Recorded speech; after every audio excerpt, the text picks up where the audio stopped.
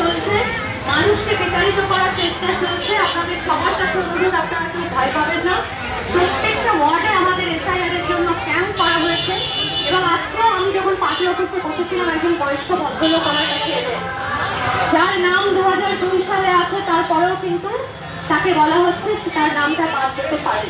এই যে মানুষ না বুঝে আতঙ্কিত হচ্ছে, ভয়ের পাশে আছেন, এবং তৃণমূল কংগ্রেস আরো একবার প্রমাণ করে দেবে যে চক্রান্ত করে বিজেপি যেভাবে চাইছে মানুষের নাম বাদ দিয়ে, বৈধ ভোটারের নাম বাদ দিয়ে তারা বাংলাকে দখল করবে, সেই চক্রান্ত কিন্তু জীবনেও আমরা সফল হতে দেব না।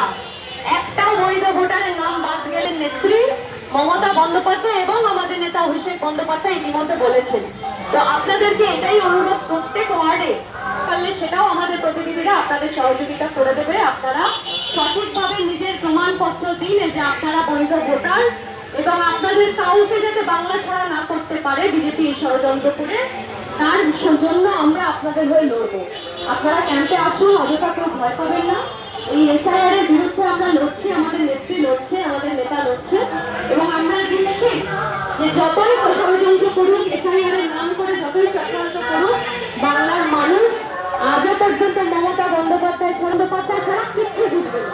2026-এ আমরা চতুর্থবারের জন্য ক্ষমতায় আসবো, আমাদের দিদিকে আবার মুখ্যমন্ত্রী করবো।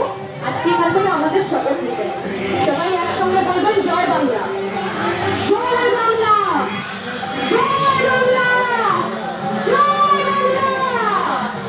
এই আওয়াজ যেন অনেক দূর পর্যন্ত যায়, যেখানে স্থলগুলো ফাঁকা আছে, সেখানকার মানুষেরও শুনতে পায় যে মানুষ আমাদের সঙ্গে আছে, আমাদের কোনো ভয় নেই, আমরা এগিয়ে যাবো, আমাদের সবাই ভালো থাকবেন। জয় হিন্দ, বন্দে মাতরম, তৃণমূল কংগ্রেস জিন্দাবাদ, মমতা বন্দ্যোপাধ্যায় জিন্দাবাদ।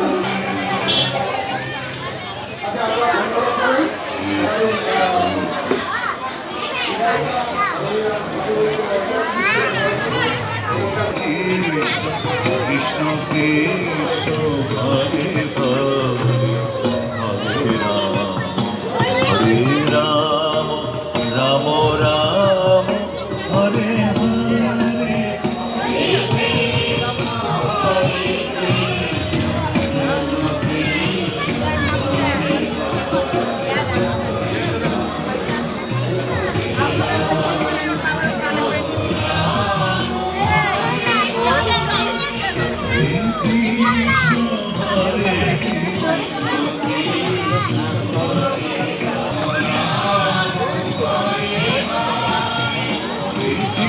এক্ষুনি আমি দাঁড়িয়ে আছি না বলে